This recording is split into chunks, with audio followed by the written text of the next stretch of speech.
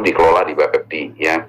Dalam kaitannya aset kripto sebagai aset yang diperjualbelikan, tetapi aset kripto, uang kripto sebagai mata uang itu tetap dilarang, yang tetap tidak diakui di penggunaannya di Indonesia ya. Halo, salam petir, salam peon nih teman-teman. Selamat datang kembali di channel P Network Update ini teman-teman ya. Oke teman, kali ini saya tidak akan share apapun mengenai teknik ya. Silakanlah kalian bisa kepoin channel-channel lain tentang update P Network yang sebetulnya memang kalian tinggal baca aja ya di aplikasinya ya, di aplikasi P Networknya maupun di situs resmi dan di medsos resminya dari core team teman-teman ya. Itu silahkan kalian baca sendiri ya untuk lebih lengkapnya. Tapi saya akan menceritakan sedikit teman mengenai fundamental dari P Network ini ya, secara logika saya ya.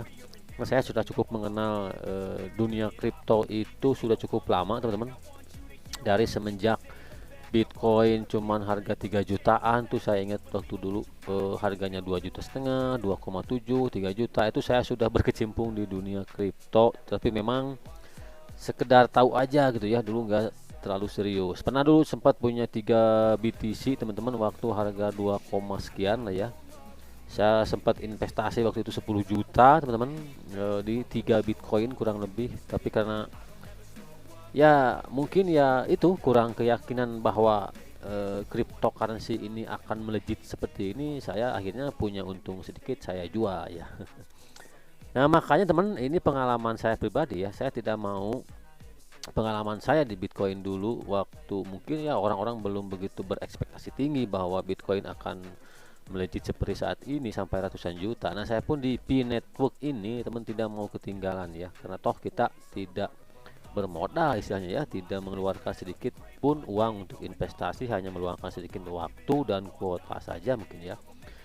Nah teman, di sesuai di ini kabar gembira sebetulnya ya, satu kabar gembira nih, bahwa sesuai di video di awal tadi, slide di awal, bahwa memang di Indonesia sebetulnya kripto itu ya sudah diterima dan sudah bisa sudah diatur oleh OJK ya, Jasa Keuangan Indonesia udah diatur sebetulnya bahwa memang legal ya.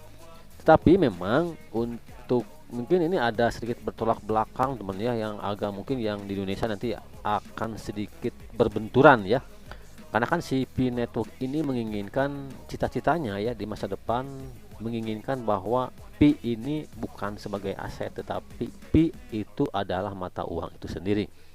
Nah makanya ini teman akan sedikit berbenturan dengan regulasi mungkin saat ini ya di Indonesia kan. Seperti di video di awal bilang bahwa di Indonesia kripto ya, aset kripto nih ini hanya diterima sebagai aset, bukan sebagai mata uang ya, karena memang di Indonesia mungkin hanya menerima rupiah, dolar ya, euro mungkin ya.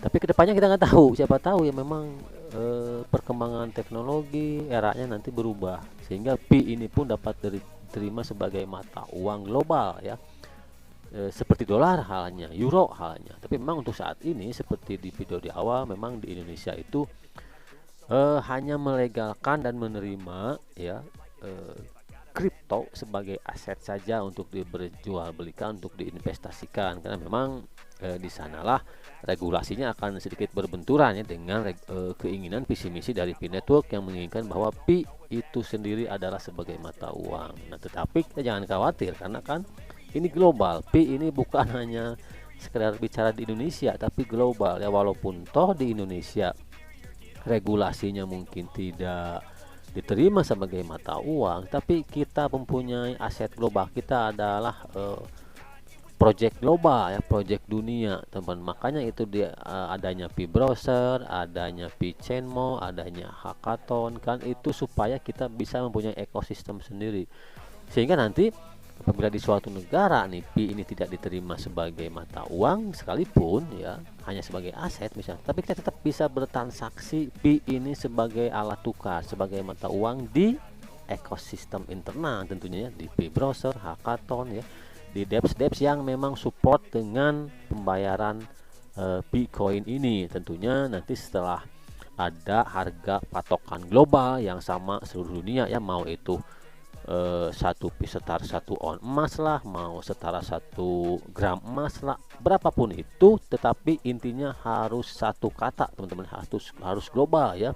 Kalau toh memang globalnya hanya mencapai 1 pi setara 100.000, kita ikuti, tetapi memang harus global sehingga di seluruh dunia ini akan sama ya, tidak akan ada di suatu negara harganya mahal, di suatu negara lain harganya murah banget. Nah, ini akan terjadi tidak keseimbangan nantinya menurut saya ya, menurut pengalaman pribadi saya tentunya.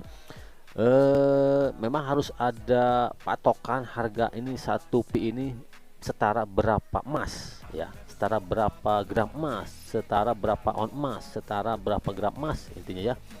Kalau berekspektasi tinggi memang kita inginnya kan mungkin ya sesuai yang Kortim bilang 1 pi setara 1 ons emas, kita ikuti saja, mudah-mudahan ini memang terlaksana. Nah, kalaupun toh tidak mencapai sesuai harapan itu, tapi saya pikir ya memang teman harus ada patokan satu harga ya untuk seluruh dunia, untuk global ya. Karena semakin sini kan pi ini semakin membentuk ekosistem nih, dengan adanya dEPS yang di hackathon yang mensupport pembayaran dengan pi ini. Nah, tentunya di sini harus ada mungkin semacam konsensus atau kesepakatan yang memang secara global, teman, tidak hanya regional ya, di Indonesia segini, di Amerika segini, di Vietnam segini, di Cina segini harganya, tentunya itu akan berbeda-beda, tetapi harus ada satu kata menurut saya, satu kata ini untuk harga pi ini setara berapa gram emas, mungkin ya